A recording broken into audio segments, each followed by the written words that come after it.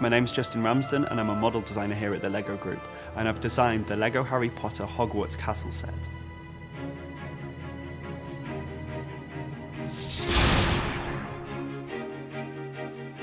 I've designed the set in the way so the builder goes on the same journey that Harry took when he first entered Hogwarts. You start off by building the boats and go up to the boathouse, then you take the stairs to the Great Hall, and then to the towers and to the classrooms. And I just want people to experience that magic and the excitement of either going to Hogwarts for the first time or returning back to this magical universe.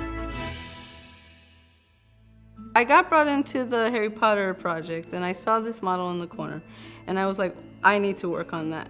So I talked to Justin and we just had a great collaboration because he is also a big Harry Potter fan. So we're like, oh, what do we do? We just got overexcited of how much things we can put into this big castle.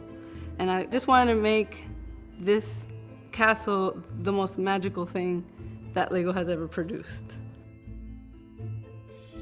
Research was definitely a part of designing this set. Not only did I have the audiobook on repeat while I was building the model, I was watching the films every night, I was reading the books, I went to the theme parks and the studio tours, and there's so much in the Harry Potter universe that you can get obsessed with and dive straight into, so I did. There's a part that I absolutely love in the model, and that's the stained glass that we managed to recreate in LEGO format. Not only does it have 2 new elements that's created especially for this set, but it's an interesting build technique that I know the fans will really, really love. I also really like the car in the Whomping Willow. It's a great little build, and it's amazing how you can create such an iconic vehicle out of using such a small amount of parts. This is different to the Hogwarts sets that we've released before because not only are there more elements that fans are used to, but there's also a different scale. This is at micro scale rather than minifigure scale. That means some of the windows and doors are smaller than fans may be used to, but it allows for more interesting building techniques and also more of the castle to build. One of the main things that I really struggled with was the huge tower that's in the center of the model, and I spent weeks trying to figure out, how can I get this window in and how can I get the moving staircases at the back? And one day a few designers walked past and they were working on a rocket at the time, and they're like, maybe you look at our build. And it's that collaborative nature that LEGO allows us that really lent itself to the model, and then I managed to create the tower, which is great.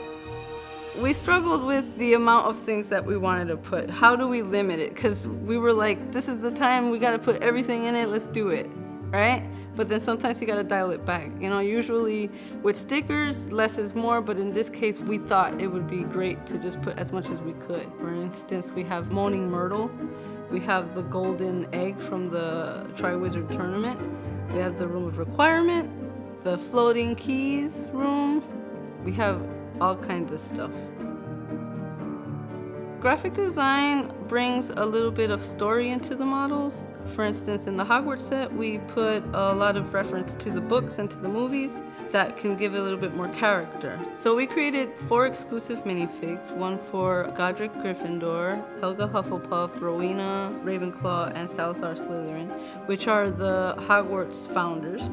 We also created 27 trophy figs of various characters. What I'm really proud of is that we managed to get Umbridge's office into the set because Umbridge is my favorite character because she's so evil and great. Just the fact that we had that office in there and we got to do a trophy fig of her is a big accomplishment for me. When I first started designing this set, I knew it was going to be big, but I never thought it'd ever be the second largest LEGO set ever. It was only when we started creating all these small details that I realized, hang on, this is a big piece count. And it was that piece count that was really interesting to me because I could sort of have fun with it. So the 6,020 element piece count relates to one of my first LEGO sets that I ever got as a child. It's a small wizard shop, comes with the first ever LEGO wizard, and the set number of that was 6020. It's the same as piece count, so a lucky coincidence, and I know fans will really enjoy those even further Easter eggs that we've hidden away. I think people will really want this set because not only is it an interesting selection of parts with new elements and new colour changes that we've put in especially for this model, but also it's a huge statement piece that they can have on the table and show their friends and family, and I think people are really in awe when they see it built. If I got this as a kid, I would be like, I wouldn't even understand what was happening right now. I would be like, oh, this is amazing. I need this in my life. I can't wait to build it, get in there. I mean, that's how I am right now, and I'm an adult, so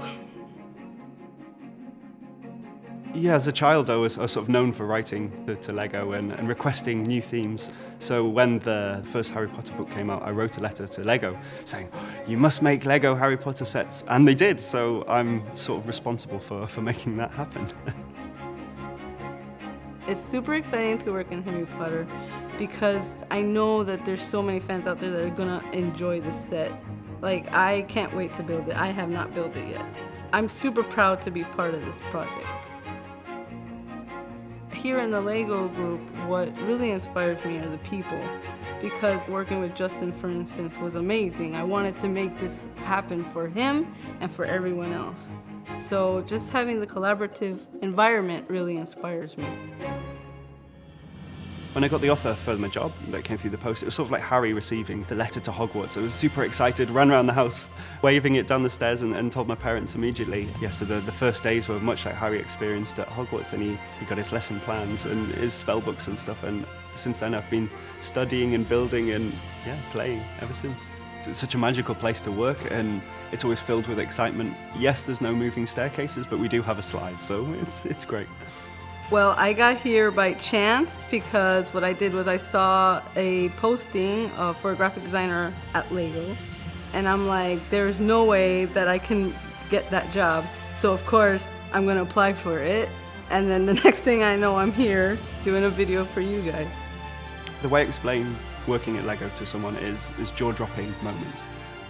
Every day, I'm getting another what? Or like, just trying to pick my jaw up the floor. And to find out that I was working on the Harry Potter franchise was mind-blowing. I mean, I've worked on some fantastic lines in my few years working at Lego, but this is the icing on the cake. This is so amazing.